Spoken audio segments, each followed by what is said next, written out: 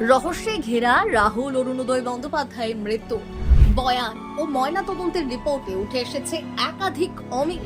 Shooting স্পটে কি যথেষ্ট নিরাপত্তা ছিল? কেন মিলছে না বয়ানের সঙ্গে বাস্তব? গর্জে উঠছে টলিউড। রাহুলের মৃত্যুর বিচার চেয়ে পথে নামার ডাক। জাস্টিস ফর রাহুল স্লোগানের সরব টলিউড। কবে কোথা থেকে শুরু হবে এই প্রতিবাদ মিছিল? টলিউডে শোকের আবহের মধ্যেই জোরালো হচ্ছে প্রতিবাদের সুর। অভিনেতা রাহুল অরুণোদয় বন্দ্যোপাধ্যায়ের রহস্য ঘেরা মৃত্যুর ঘটনায় নিরপেক্ষ তদন্তের দাবিতে পথে নামার ডাক দেওয়া হয়েছে। জানা গিয়েছে, আগামী শনিবার বিকেল 4টায় টেকনিশিয়ান স্টুডিও থেকে শুরু হবে জাস্টিস ফর রাহুল মিছিল। এই মিছিলে টলিউড ও বাংলা টেলিভিশন জগতের বহু অভিনেতা, শিল্পী ও কলাকুশলীরা অংশ নিতে পারেন। তাদের মূল দাবি ঘটনার সম্পূর্ণ সত্য উদ্ঘাটন এবং দায়ীদের চিহ্নিত করা। তবে এই মিছিল থেকে নিজেদের দূরে রেখেছে আর্টিস্ট ফোরাম।